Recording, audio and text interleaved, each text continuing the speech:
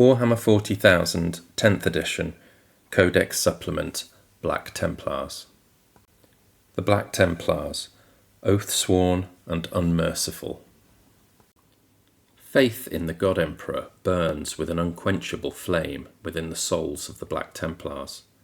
It fuels a zealous wrath and knightly devotion that is impossible to hold back or escape. They wage a never-ending and all-consuming crusade against the Emperor's foes. Hatred and repugnance drive them on, fueling one shockingly violent assault after another. For those they denounce as most abhorrent, there is no offer of redemption or even a merciful death. The heretic, the alien, the mutant, the witch, none are spared the blade or the pyre at the hands of these righteous executioners. Scions of Rogel Dawn, the Black Templars exemplify their Primarch's unflinching will and stubbornly unwavering clarity of purpose. In them is the spirit of the Emperor's original legions kept alive, for they are his eternal crusaders. They bestride the stars like avenging paladins, the fount of their faith, a lit brazier that illuminates all their foes would hide. With zealous fanaticism, wedded to the superhuman genetic gifts of the Emperor, none can stand before their fury. To the Black Templars, there is no ambiguity in the galaxy. It is the Emperor's by divine right. Those who dare deny this fundamental rule, by word, deed, or existence, cry out for the sword's edge and the fire's caress. The Black Templars offer both. Late M41, the Crucible of Armageddon. High Marshal Helbrecht answers the calls to defend Armageddon, leading 3 crusades of warriors against the Orcs.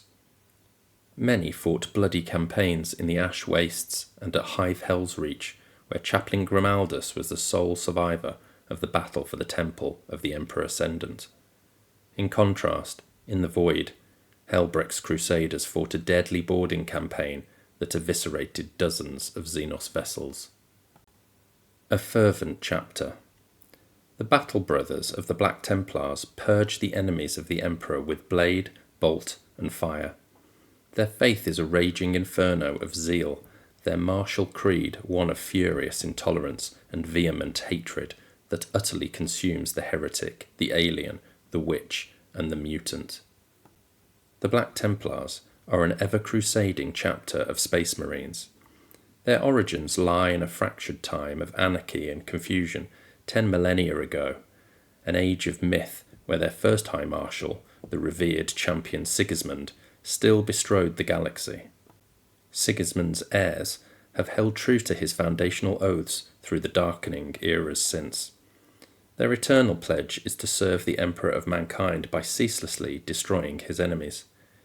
Few concepts of martial honour or warrior's code are upheld as passionately as the Black Templars cleave to their vows, for they are made with the unwavering dedication of true zealots. The majority of the Adeptus Astartes vaunt the Emperor as the greatest pinnacle of the human species, but maintain their cultures of secular spirituality. The Black Templars, instead, are fierce adherents of the imperial creed. They worship the Master of Mankind as the God Emperor. He is the divinity to whom they owe everything. Their genetically augmented physiologies, their artificer-crafted tools of death, their power armour hung with purity seals, and war engines acid-etched with fiery scripture, and above all, their holy mission of eternal crusade. The Black Templars hold no single homeworld. Instead, they are a dispersed brotherhood of warrior knights whose semi-independent crusades each surge ceaselessly from one war zone to the next aboard fleets of powerful void ships. Those imperial worlds who require their aid might petition a nearby Black Templars crusade, and in fact the holdings of the Adeptus Ministorum are readily offered such powerful strength. Should shrine worlds, orbital sanctorums, auto-reliquaries, or sites associated with imperial saints come under assault, the Black Templars have been known to abandon other campaigns to race to their aid. On worlds the Black Templars conquer, their toiling armies of indoctrinated serfs and lobotomized servitors raise forbidding chapter keeps. Part armoured fortification and part shrine, these fortresses serve as temporary strongholds and mustering points for future crusades. They are glowering reminders to the remaining populace that it was the God Emperor's angels of death who delivered them, and that their faith is under constant scrutiny. The Black Templars have no interest in rebuilding worlds they have cast into ruin. They make their demands of what the grateful but shattered planet has, raw materials, fuel, a harvest of youths, and depart, eager to purge the next nest of blasphemies. However, even the most heartfelt pleas to the Black Templars by heavily populated planets facing otherwise certain destruction are not guaranteed to be answered with salvation or mercy. Blinkered by their fierce loyalty to the Emperor and unwavering devotion to the strict tenets of the Imperial Creed, the Black Templars are stern judges of obligation. Where they find worlds they consider unworthy, corrupted, or wanting in some way in the Crusaders' utterly inflexible assessments, they may instead turn their full wrath upon invader and defender alike. Weaponized hate. Every Black Templar, from the lowest neophyte to the High Marshal of the chapter, is ingrained with an absolute faith in its vision of the warrior's righteousness. All are steeped in an uncompromising fervour. They are repeatedly instilled with a bone-deep repugnance for those whose actions or existences render them blasphemies deserving only death. Black Templars' crusades include large numbers of chaplains who lead their battle brothers in terse sermons of detestation, puritanical penances, and oaths to crush and burn the Emperor's enemies. Such acts are as central to a Black Templar's life between war zones as harsh regimens of combat training and hypno-indoctrination sessions that implant strategic and technological wisdom. Before every battle, the Black Templars swear binding vows, renewing the catechisms of their faith. At times, this will be vociferously condemning particular foes, such as the unclean Xenos, twisted mutants, champions of darkest treachery, or the wielders of malefic magics. At others, the Black Templars extol the holy ideals of noble honour they seek to embody in the Emperor's name. With their armour strung with fluttering seals declaring their purity, with the banners and pennants of the crusade snapping amidst the ranks, the Black Templars figuratively chain themselves to their chosen vow, just as many chain their weapons to their gauntlets. When the Black Templars attack, they do so with the ferocity and speed that is the hallmark of the Emperor's Space Marines. The heirs of Sigismund favour devastating shock assaults that puncture the heart of the enemy lines as swiftly as possible, fighting as their founder did, at the bleeding edge of battle. Their strike forces use heavy armour in lethal support of their ferocious assaults, as mobile shield walls to ferry the advance or as mailed fists to punch through resistance. At the same time, gunships and dropcraft are divine spears of retribution that plummet from the skies as if flung by the hand of the God Emperor himself. Squads of heavily armed infantry move forward after every deadly fusillade, seeking advantageous positions and targets on which to unleash their hatred.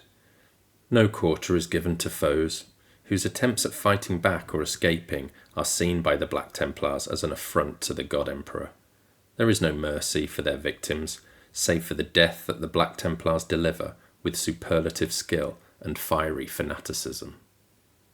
Imperial forces fighting alongside the Black Templars have been shaken by the totality of the Crusaders' violence. The Black Templars hold fast to ceramite-clad ideals of warrior honour and the humble virtues of the Emperor's vaunted elite. Still, such notions are often very different to those held by others. To ensure he meets a particular enemy champion in single combat, a Black Templars commander will willingly lay waste to manufactories, power grids, and agriplexes, condemning a region's populace to centuries of hardship to come. If the chapter's honour is seen as best met by sweeping onwards and closing their ears to pleas for static protection, then so be it. Negotiations with the weak and accommodations reached with Xenos, pandering to the vanities of noble lineages, even amongst the highest strata of imperial power. These and more are anathema to the Black Templars. Their rigid beliefs saturate their entire outlook, such that almost everything is delineated into their view between that which is lit by the will of the God Emperor and everything else which lies in the blackest abyss of blasphemy. A detestation of witches. The Black Templars do not maintain a core of the battle psychers known in other chapters as librarians. The heirs of Sigismund cleave to a decree the Emperor is said to have made before the terrors of the Horus Heresy unfolded, forbidding the use of supernatural powers amongst the Space Marines. The Black Templars despise what they see as occult manipulation and witchcraft amongst Xenos psychers, heretic sorcerers, and warp-tainted abominations. Those imperial psychic mutants whom the chapter's fleets rely upon, such as astropaths, are grudgingly tolerated but cruelly treated, chained in cramped cells, out of sight when not immediately needed. Conversely, there are some highly placed imperial psychers whom the Black Templars judge to be vessels of the Emperor's will, while the powers attributed to the Master of Mankind himself, the greatest psyker humanity has ever known, are, to these crusading zealots, simply evidence of his divinity. Crusader relics. The Temple of Dawn aboard the Eternal Crusader houses the chapter's most precious relics. Amongst them are fragments of the Primarch's armour, the black sword of Sigismund, knightly helms, sacred shields, hallowed weapons and holy banners in profusion, each an irreplaceable artefact of martial might. Though it is the largest concentration of such objects, the warships of every crusade of the chapter contain shrines and reliquaries devoted to safeguarding the venerated relics of war. Some hold finger bones of imperial saints, fragments of holy rubble rescued from fallen shrines, and strips of flackweave tabard stained with the blood of martyrs. Caged electro-lumen, said to have been first lit by chapter heroes, are held in suspenser fields, alongside crenellated braziers that burn sacred resin and ancient purity seals made with the tanned hides of vanquished beasts. When the Black Templars go to war, their chaplains may bestow these artefacts into the keeping of their most devoted warriors. There they serve as tokens of inspiration and holy fervour, as sacred tools of death or mementos of sacrifice. The Eternal Crusade. Despite almost 10,000 years of truths forgotten, buried or twisted, the Black Templars cleave to an understanding of their origins that brooks no argument. Whatever heretical historitor, rediscovered grimoire, or Xenos archivist that might arise to suggest otherwise is given their just illumination at the muzzle of a pyre blaster. At the heart of the High Marshal's enormously powerful flagship, the Eternal Crusader, lies the scriptorum of truths. In this sprawling annex of the Temple of Dawn, the chapter's fragmentary history, at least that which has not been flung to the fires in the name of spiritual expediency, is curated by puritanical chaplains, alongside tracts upon the imperial creed and reverent accounts of the Black Templars' greatest and most noble champions. Here are found the collected myths, allegories, and apocryphal parables surrounding the chapter's venerated founder, Sigismund. He is known in the oldest of stuttering data slates and crumbling scrolls as a duelist of supreme skill and honour, the finest warrior to serve his gene-sire and Primarch, Rogel Dawn of the Imperial Fists. At the darkest point of the galaxy-spanning civil war, known as the Horus Heresy, Sigismund was named the Emperor's champion and charged by his Primarch with holding the Imperial Palace. In the scriptorum of truths are sacred banners depicting Sigismund making the first Templar vow. He swore fiery oaths that the palace would not fall, pledging to uphold the Emperor's honour and to strike down the most monstrous avatars of treachery and betrayal that sought to stain the throne world with the blood of martyrs.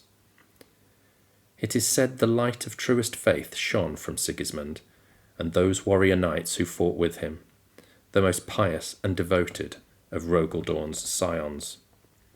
Sigismund is hailed as faith's torchbearer, and for having turned back the encroaching darkness with his zeal and his strength.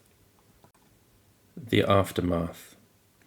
In the wake of the Horus heresy, what was left of the emperor's imperium was riven by suspicion, condemnation, wars of vengeance, and recidivist uprisings. There were loud calls from many to break the power and influence of the loyalist Space Marine legions and reconstitute them into smaller chapters. The immense strength and martial abilities that had nearly overwhelmed Terra could never again lie in the hands of the legion masters, so said figures such as the Primarch of the Ultramarines, Rabute Guilliman. In the era Indomitus, the Black Templars laud the returned Rabute Guilliman as a divine son of the god Emperor, with their most ancient illuminated electro-tapestries naming him Guilliman the Divisive. His guidance for restructuring the legions, laid down in the Codex Astartes, characterized as despotic commandments by some subsequent Black Templar scripture, looked set to ignite a new cataclysmic fire of conflict.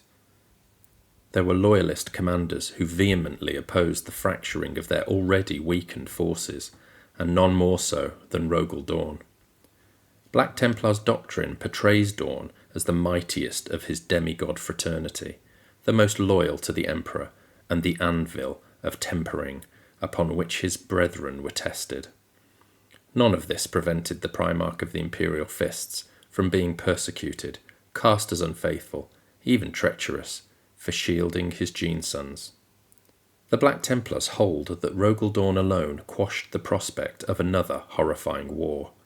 In his wisdom and foresight, he saw merit in finally suffering his brother's plans and an opportunity to test his favoured scions. The Second Founding. Of the newly found chapters sired by the Imperial Fists, the Black Templars were by far the most divergent. Dorn appointed Sigismund to lead the new brotherhood. It seems likely, indeed the Black Templars hold it as an inescapable fact, that alongside him were the most faithful and devout of the Imperial Fists. Sigismund was their champion and their inspiration, and they took for their own the stark black and white panoply of his personal heraldry. From their inception, the Black Templars were exemplars of a fierce devotion flooding the Imperium. The suspicion and condemnation that had tormented Dorn's legion did not vanish with the Second Founding, and it is chronicled that Sigismund determined a supreme gesture of faith was needed to burn away such indignities for good. When he took up the mantle of High Marshal, Sigismund swore an inviolable vow to prove his warriors' loyalty to the Emperor, not for the next battle or campaign, but for eternity. The Black Templars would be crusaders, taking the God Emperor's truth out into the lightless void on an unending quest to purge his realm of every foulness. When one holdout of the sinful, the heretical, and the tainted was gouged out from the resurgent Imperium, and its corruptive stain burned away, they would move on to the next. The pyres of their wrath and the light of their faith illuminated the righteous path Sigismund had laid before them. It is one the Black Templars have trod for millennia.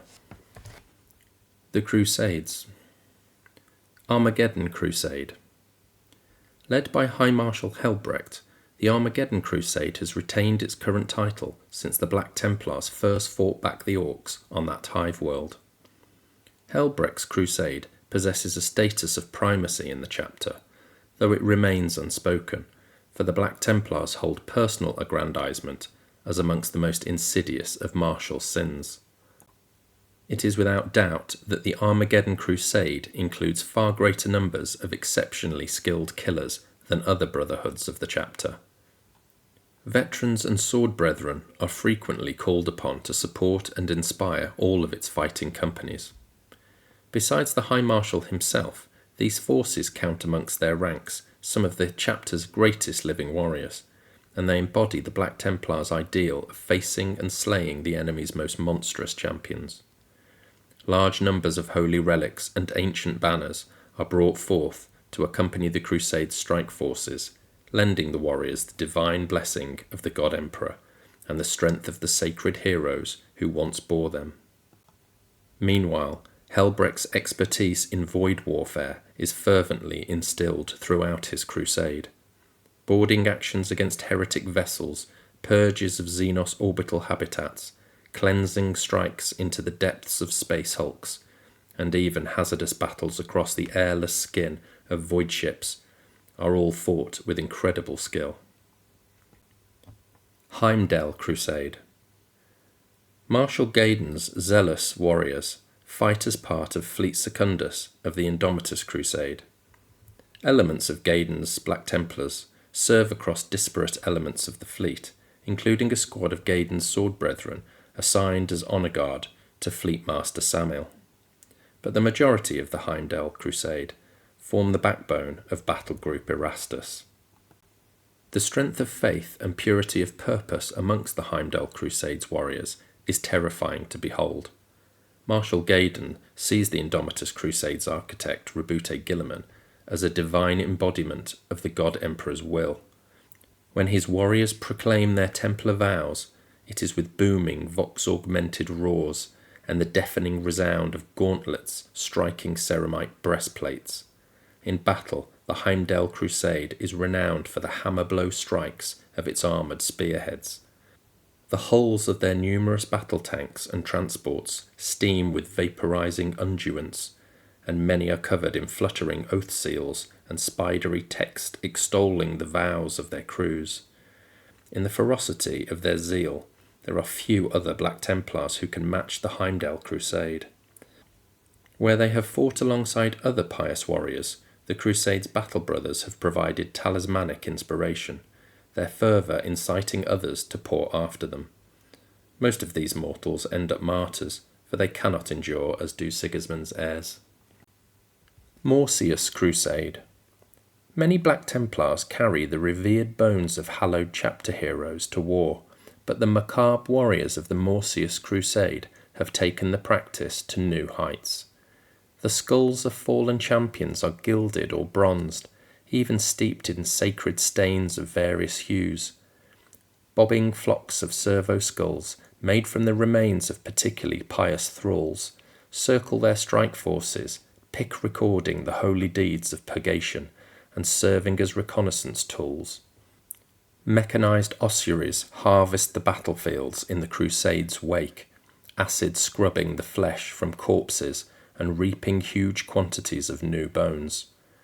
Their warriors clatter as they advance, their battle plates strung with rattling thigh bones, reliquaries of browning spines, and caskets of finger bones recovered from those who righteously pointed out the mutant or the witch in their midst. The Crusade's marshal, Gorvian Demir, possesses an extreme intolerance that has found common cause with many Puritan inquisitors, contacts reflected in the Crusade's seal. Many of the Crusade's recent battles have been fought using information from these figures or alongside disposable forces provided by them.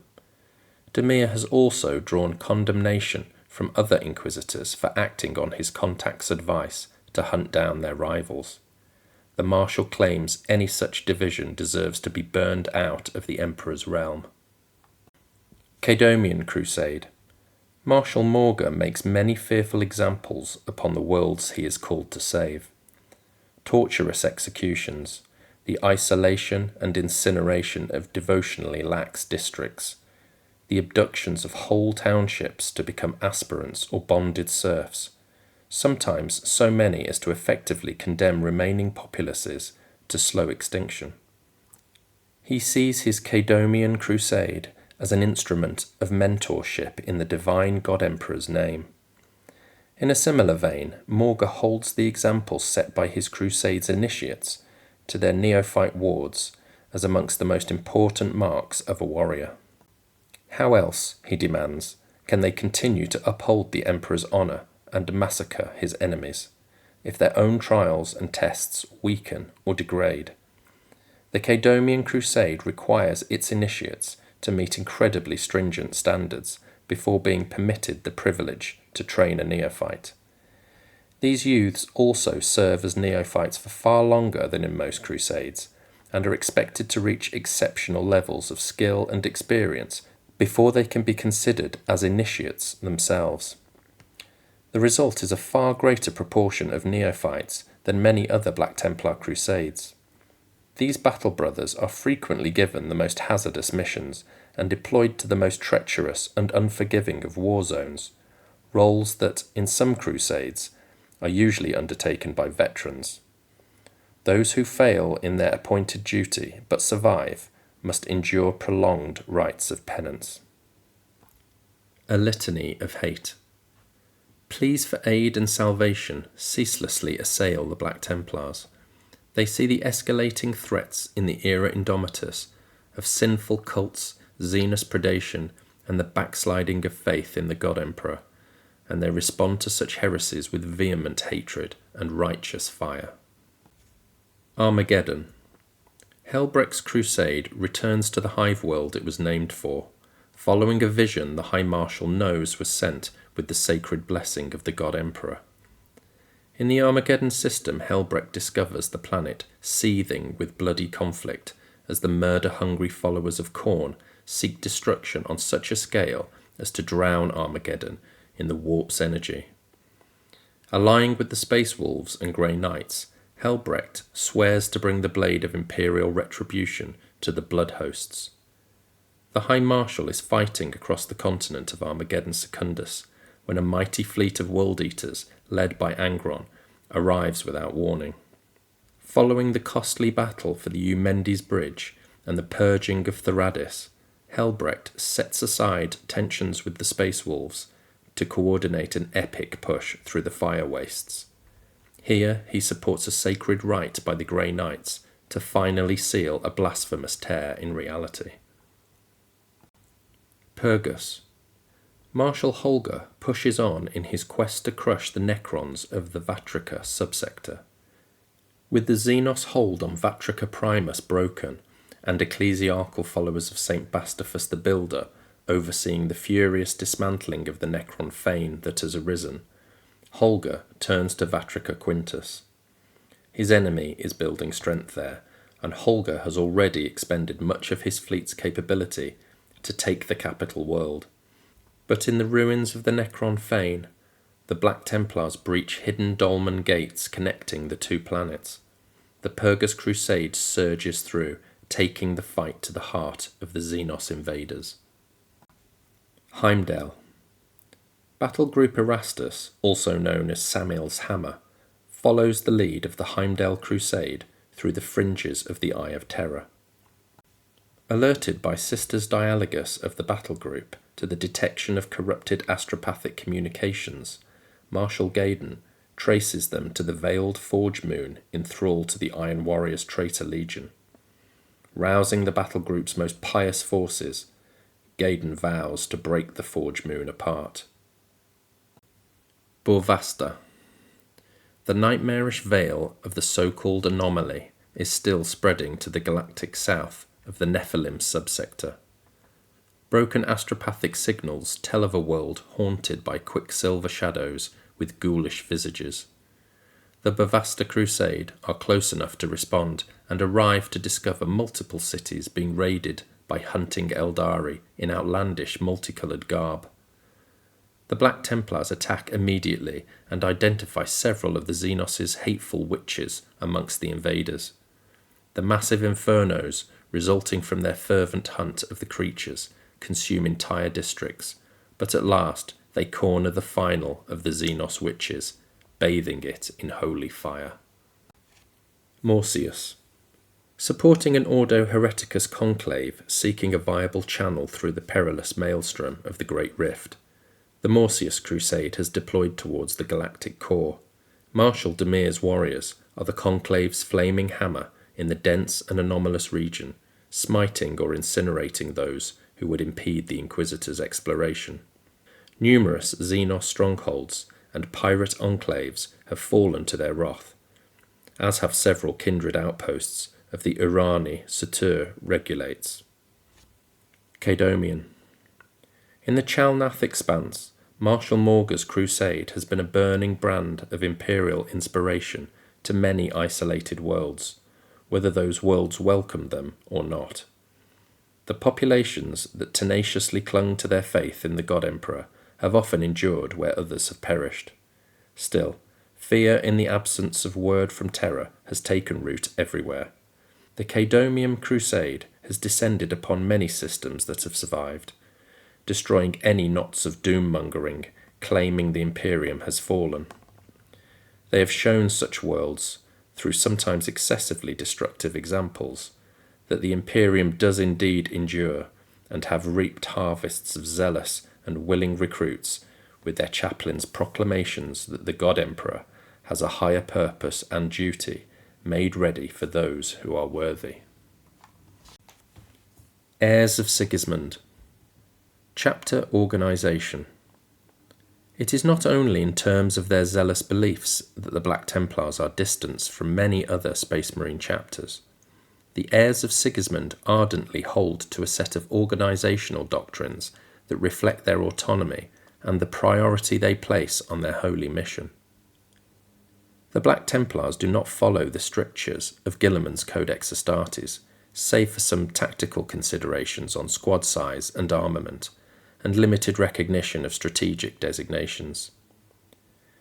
The fleet-based and dispersed nature of the chapter makes it impossible for imperial authorities to document their total strength.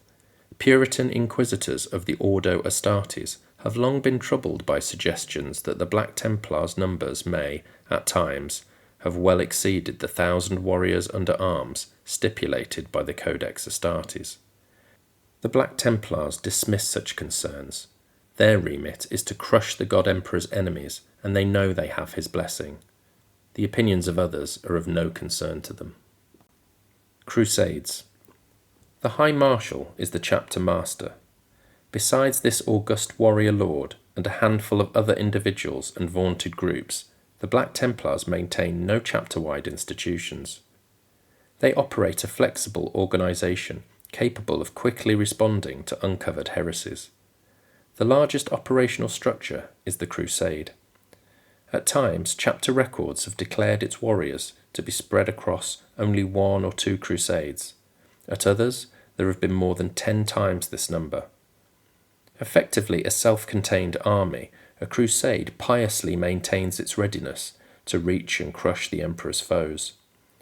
From warp-capable void ship and planetary assault craft, heavy battle tanks, combat walkers, and anti-grav attack vehicles, and the Space Marines themselves, a crusade boasts everything it needs to wage war for decades at a time. The size of the chapter's crusades can vary greatly.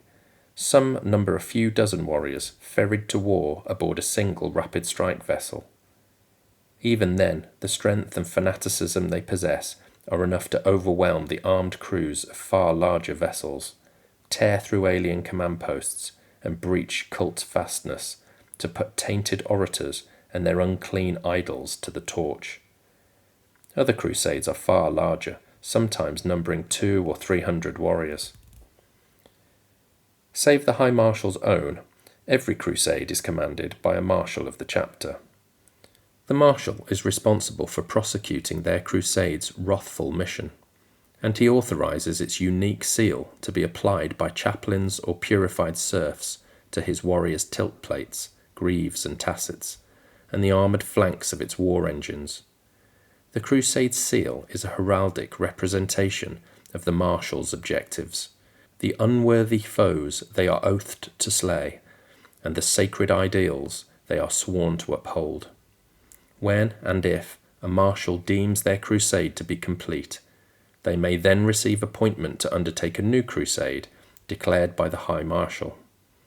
Some crusades retain their name, seal, and composition for centuries. Others adopt new identities. At the High Marshal's command, crusades may also be split into multiple new forces or merge with others, usually when one crusade is no longer combat effective. Aboard the vessels of its fleet, each crusade maintains its own reclusium, filled with potent holy relics, the artificer shrines and sacred manufactories of its armory, as well as the blood-stained chirurgical cells and sterile gene vaults that are the province of the apothecaries. These revered warrior medicae employ elements of the Emperor's holy genetic science to transform aspirants who have survived grueling tests of body and faith into neophytes. At this stage, each neophyte is assigned to the tutelage of an initiate. A crusade's initiates are its experienced warriors, comprising most of its proven battle brothers. Those initiates privileged to serve in this manner vow to teach their neophyte the chapter's ways, hone their skills, and stoke the coals of their faith. In return, the neophyte is squire and serf to their initiate. Those neophytes who pass many trials of battle and faith are pronounced initiates in their own right. They fulfill all the tactical positions that in other chapters are undertaken by the warriors of reserve and battle companies. Most crusades do not identify their squad's strategic designation with iconography. Warriors deployed in what the Codex Astartes deems battle line, fire support, and command roles usually carry the same sparse heraldry. The culture of the Black Templars is such that many gravitate to the most aggressive of roles, and those categorized as close support, a position many crusades distinguish by the color of pauldron trims. Initiates who survive and bring their crusade great honor through countless slaughters may be awarded veteran status. They are exempted from taking on a new neophyte, instead banding together with other veterans and using their crusade's rarest and most potent war gear. Veterans may adopt distinctive pauldron colours varying from one crusade to another. Not all do so, scorning even this simple expression of personal glorification. Fighting companies. Where they need to bring greater strategic control to large crusading forces, the Black Templars employ formations known as fighting companies. One of the Marshal's Castellan lieutenants leads each fighting company. Each is formed by dividing the available warriors into roughly equal parts. Though usually temporary, a fighting company might campaign together for years, even decades, its warriors building powerful bonds of brotherhood and martial honour alongside each other. Depending on the size of their parent crusade and the needs of the mission at hand, fighting companies can range from a few dozen Space Marines to roughly 100, as well as all the equipment, support assets, servitors and chapter serfs required to keep them operational in battle. This includes void ships and orbital landers, as a crusade's remit may see them deployed to a single planetary location, a global purge, or an immense campaign across multiple stellar systems. Meanwhile, chapter specialists such as chaplains, tech marines, and apothecaries have the autonomy to go where they believe their skills and expertise are most needed. They might remain with one fighting company for the duration of the wider crusade's existence, or move from one to the next as the spirit of the God Emperor compels them. Commanding the Crusades. Black Templars commanders are martial exemplars and inspirational leaders, unbending champions of doctrine and zealous paladins in service to their chapter and the God Emperor. Theirs is a holy duty, and their strategies are woven as much with chapter scripture as with warrior cant. It is not enough for the commanders of the Black Templars to be supremely skilled fighters. They must also have an unassailable grasp of strategy and tactics to shepherd their crusades' forces to victory, as well as uncompromising faith and inflexible integrity to inspire their warriors and mould their hatred into a deadly weapon. Besides centuries of battlefield experience that have honed their skills in slaughter and swift command to the level of instinct, they must also be paragons of the chapter's ideals of fervent devotion. Marshals. The marshals who lead the Black Templars' crusades and oversee their subservient fighting companies are ferocious warrior lords. As military commanders, they are second in experience only to the High Marshal himself, with decades, sometimes centuries, of fighting far from the rest of their chapter, often with the anarchy of the Great Rift defying their astropathic communications. Many marshals effectively lead small, independent chapters. A crusade's purity and ultimate success is entrusted unto the marshal, and such a duty is a sacred responsibility. A marshal is not only a warrior so deadly that he will rarely meet his match on the field of battle, but one whose expertise includes concerns beyond the battlefield, for leading a crusade is a monumental task. Equivalent in some respects to the captains of other chapters, only the most inspirational and determined warriors rise to become a marshal. By their promotion, they have long proved their courage and resolve, often as a castellan in service to their predecessor or amongst the ranks of the Crusade's sword brethren. Only those who are resolute of soul, whose faith runs red-hot through their core, take up the mantle of marshal. They are prepared to inflict whatever destruction their righteous belief deems necessary to cleanse the Emperor's realm of those who stoke their repugnance. Crusading so far afield, it is common for some Black Templars marshals to die having never met some of their contemporaries, or more unusually, the High Marshal himself.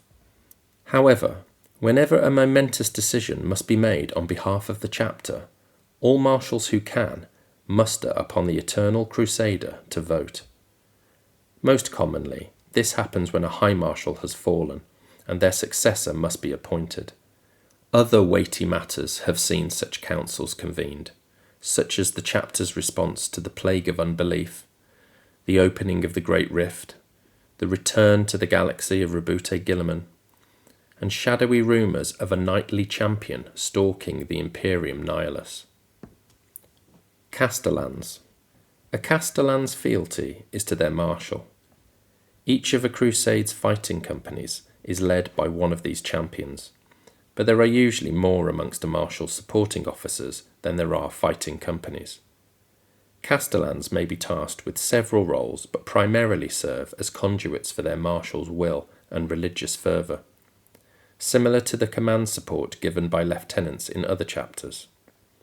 A castellan rules each of a crusade's chapter keeps for as long as the Black Templars remain on the world.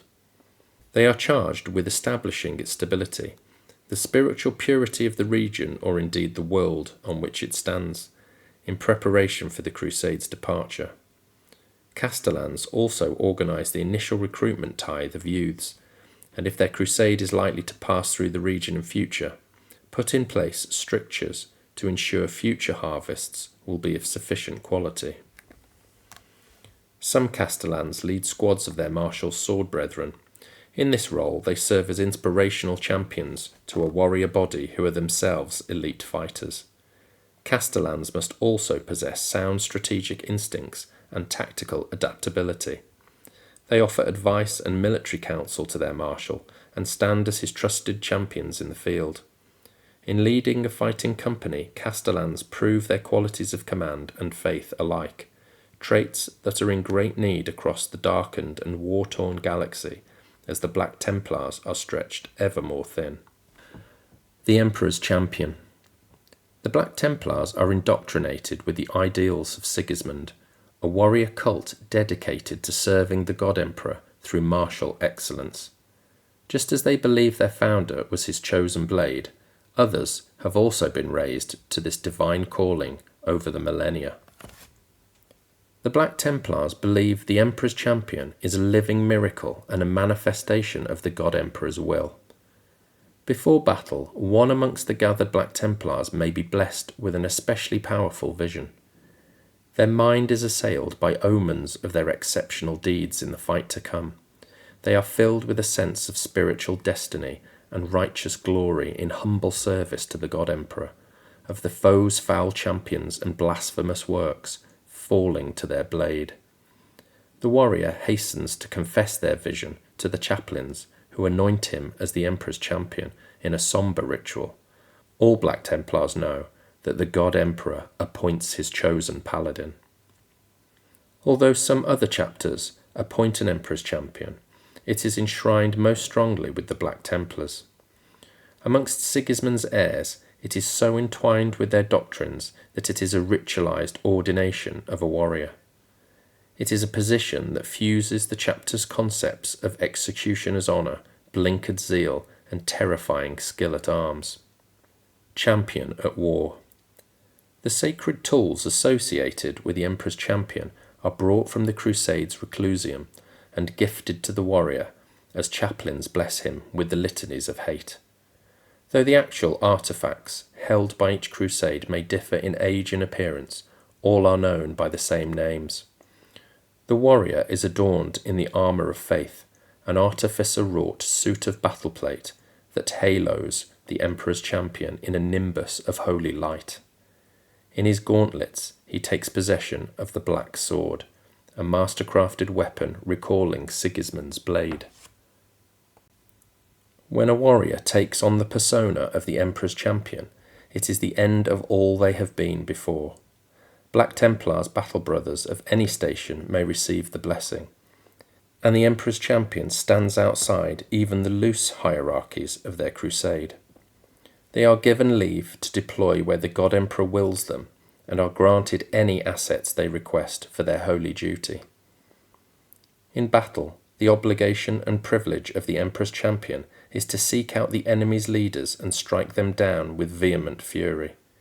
He honours Sigismund by challenging the most monstrous threats, the most domineering of tyrants and blasphemous of sorcerers, taking the God Emperor's terminal justice directly to these exemplars of sin. In these moments, the Emperor's champion is imbued with divine strength and fervour. His blade is a blur of death. He scythes through hulking bodyguards, seeking to deny him his prey. He leads his battle brothers on so that they may bear witness, along with the foe, to the deserved bloody fate of all who stand in the way of the Imperium's rightful rule. With a single blow, the Emperor's champion can lop the head from the serpent and plunge entire enemy hosts into disarray.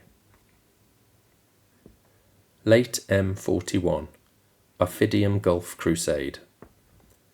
Comprising a mere 90 warriors, the crusade, led by Castellan Raymer, master of the solitary vessel Ophidium Gulf, ploughed an isolated furrow of purgation through the veiled region of the galactic south.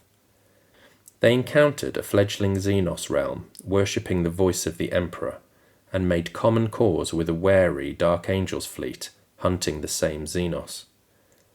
When the voice was captured and revealed as a heretic in black power armour, the Dark Angels threatened death unless he was handed over. Era Indomitus, the branding of Gorvos. The Veerstal Crusade deploys to the agri-world of Gorvos to eviscerate a heretical uprising of blood cults in the port city of Buran. For 7 days the Black Templars smash through Buran's districts, every night rendered as bright as day by the howling pyres of living and dead heretics. By the time the Crusaders leave, Buran is a miles-wide cinder, its architecture slagged and its people ash, a blackened warning visible from orbit. Sacred Inspiration. When a crusade of the Black Templars strikes, it is with the full and furious honour of the chapter. Vociferations are roared by their warrior priests, unfurled pennants and bold icons are raised in their midst. All proclaim the vows of the virtuous and their conquests over the corrupt. Most chapters draw upon the support of their chaplains and the standard-bearers known as ancients to stir martial pride. Few, however, achieve the strength of fervour that those of the Black Templars instill in their battle brothers. Execrators. The battle brothers of a crusade's reclusium have many sacred responsibilities. Chaplains and justiciars of various ranks, some positions unique to individual crusades, direct the learning of incendiary catechisms, hear confessions, and monitor their peers' spiritual purity, safeguard the crusade's holy relics, or lead ritual prayers within austere chapels and shrines. Execrators teach that battlefields are the most worthy sites of worship. The roar of bolters can be prayers, and the slaughter of enemies a worthy offering to the golden throne. The God Emperor made the Black Templars for war, they bellow, so there is no better temple than the battlefield in which his most devout can make their supplication. Execrators are hardened chaplains whose duty is to ensure nothing stands in the way of the Black Templars fulfilling their vows in battle. They preach upon the front lines with roared invectives and crushing blows from their Crozius Arcanum. They become a living embodiment of the vows sworn before battle, exemplifying everything the warriors who follow them should aspire to be. Execrators have led culls of entire war fronts and pursued escaping witches into the dangerous hidden depths of enemy lines. They have forced breaches that led to the toppling of citadels and ordered the deployment of Promethean barrages to scour the craven foes' lands, leaving them nowhere to hide and plot. Crusade Ancients. A Crusade Ancient is an unyielding guardian and veteran fighter. They typically chain their standard to their gauntlet in tacit declaration of their refusal to let it fall while they live. Crusade Ancients exhort their battle brothers to extremes of selfless determination in the service of their Crusades' ideals, calling on them to unleash their reserves of strength and hate again and again. Each Crusade fleet maintains at least one vaulted chamber whose hallowed walls are hung with the battle standards of bygone campaigns. Blood-stained tapestries woven from iron-glass threads depicting saintly eradication, banners bearing the personal heraldry of commanders, huge shields to which are chained grisly trophies of dead abominations. These and more are borne to war by veteran Black Templars. Amongst this elite group are Crusade Ancients, warriors who are honoured to bear the iconography of the crusade itself. Most crusades have several banners bearing their emblems, and more than one veteran may serve as Crusade Ancient. Some fight with the marshal's household or its fighting companies, or serve in ceremonial positions to cow allies with the vaunted glory they are privileged to fight alongside. To the darkness I bring fire, to the ignorant I bring faith. Those who welcome these gifts may live, but I will visit naught but death and eternal damnation on those who refuse them. High Chaplain Grimaldus. Chaplain Grimaldus, hero of Hell's Reach. Few names are as synonymous with enduring faith in the face of overwhelming blasphemy as Grimaldus. The High Chaplain is a veteran of dozens of crusades, and though his legend beyond the chapter was first forged in the fire and blood of Armageddon, he has been a beacon of fury on countless battlefields since, rekindling faith and repugnance in equal measure.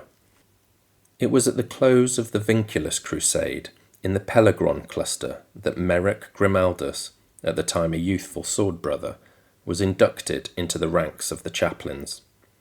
His mentors saw in him the potential of a fearsome warrior priest. His unwillingness to submit before the heresies he fought was incandescent. His righteous anger was wielded with a selflessness that saw only his service to the God Emperor's glory. It was a singular devotion and refusal to yield that would inspire whole armies and see Grimaldus fight to the very last in countless conflicts. Grimaldus had been appointed Reclusiarch and High Chaplain by the time he accompanied Helbrecht and the might of 3 crusades to battle the orcs at Armageddon. While the High Marshal fought the Void War, Grimaldus was given command of the Hell's Reach Crusade. Besieged by thousands of orcs in brutal waves over months, Hive Hell's Reach and its defenders suffered. The orcs breached perimeter walls. They devastated outer districts and butchered whole companies.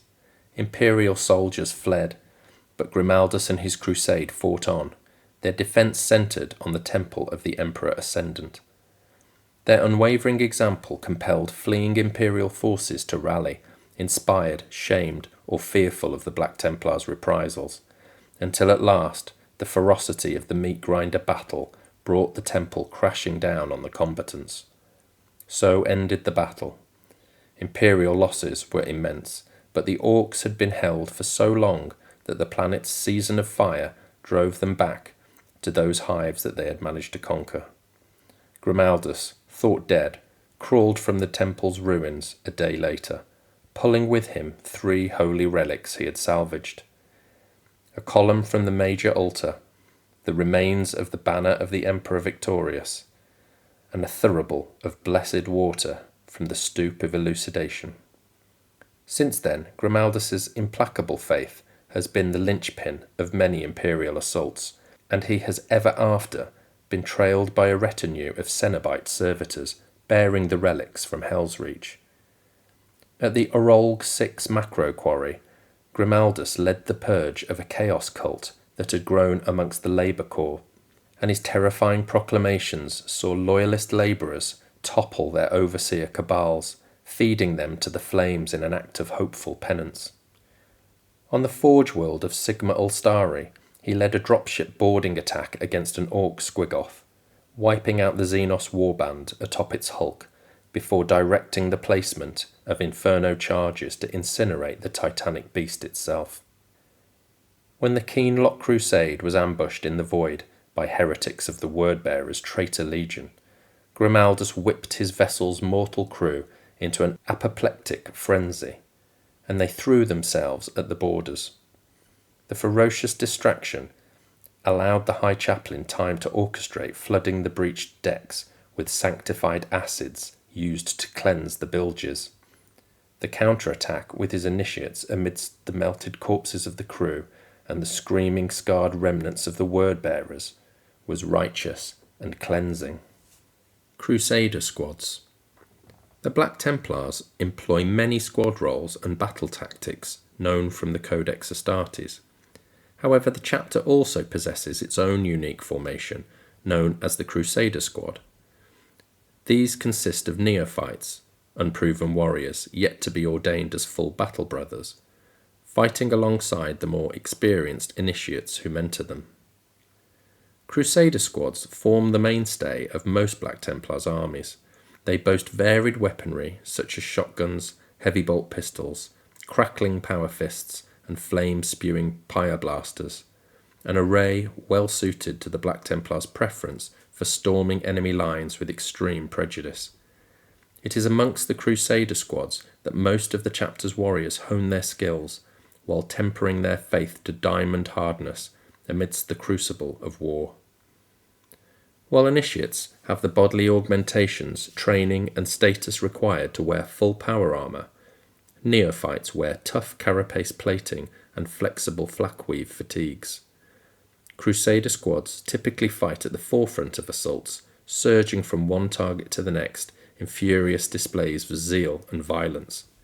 It is part of the initiate's role to exemplify their chapter and crusade's holy ideals, and the neophytes to strive to emulate them.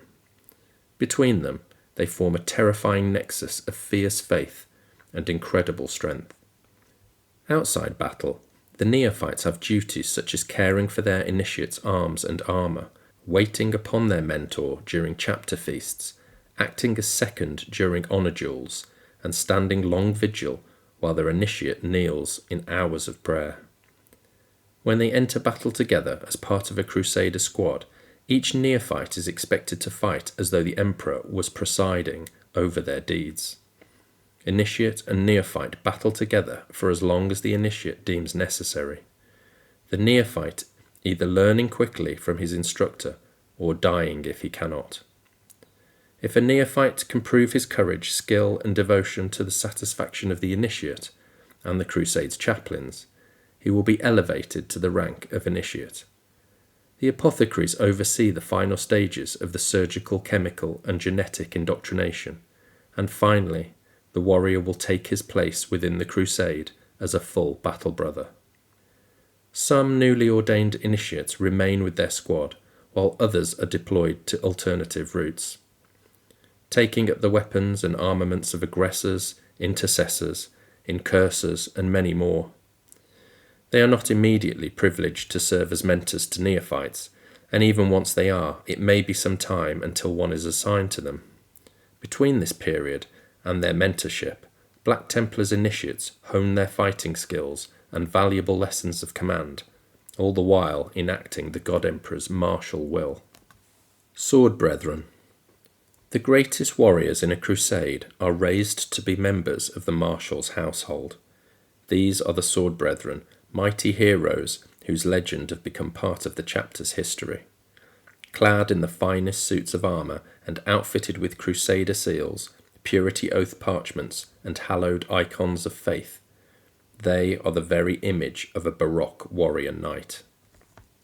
The Sword Brethren are an organisation unique to the Black Templars. Each is handpicked by the marshal of their crusade in recognition of some truly exceptional deed. These are warriors who have held alone against tides of foes, or led the slaughter of faithless millions, who have risked all to protect some holy relic, slain the most reviled of traitors, raised icons, or proven their faith in the face of impossible temptations. Sword Brethren are accorded the honours and respect of a crusade's veterans, and most adopt the colours to pauldron trim and chapter symbol of that position. However, not all Sword Brethren are chosen from amongst a crusade's veterans. It is not unheard of for initiates to be afforded this honour, should they achieve a deed of suitable note. Once a warrior has been extended this honour, they become, in archaic parlance, one of the marshal's household, which sets them on one of two paths. For most, it means serving as a glorious exemplar of the chapter's values for the rest of their days, fighting either amongst bands of fellow sword brethren, or as the battle-scarred leaders of crusader squads. Yet it is the first step up to a higher pulpit for a rare few battle brothers. Many of the Black Templars' ancients and some of its chaplains are recruited from the Sword Brethren. Equally, those who rise to the ranks of Castellan or even Marshal typically do so from within the Sword Brethren. It is a weighty honour, a position of utmost respect, and only the strongest of faith can bear its burden. Throughout the chapter's history, various marshals have found different uses for their Sword Brethren, beyond being exemplars of the crusade. Many field their sword brothers as an honour guard, be it for themselves or as protection for some dignitary of the imperial faith who requires safeguarding. Others send the Sword Brethren forth as bands of warrior knights charged with hunting down and slaying the greatest beasts amongst the foe. Marshal Gershov of the Proxima Crusade employed his Sword Brethren as witch hunters, asserting that their indomitable faith in the God Emperor would shield them from the deviant psykers they faced upon the killing fields of the Shegar cluster. Marshal Vigo bade his sword brothers deploy solely via gunship during the Spire Wars of Thesjor, dubbing them his Black Blades, while Marshal Hocknor charged his sword brethren to guard with their lives the ancient Aurelian Shroud. The galaxy is the Emperor's, and anyone or anything that challenges that claim is an enemy who must be destroyed. High Marshal Helbrecht at the Battle of Fire and Blood. High Marshal Helbrecht, bane of the unrighteous. Formidable, merciless, and utterly uncompromising, High Marshal Helbrecht is the living personification of his chapter. He is a worthy successor to Sigismund's legacy, a ferocious warrior who would rather die than accept defeat in the God Emperor's gaze, and has battled some of the most monstrous foes to assail humanity.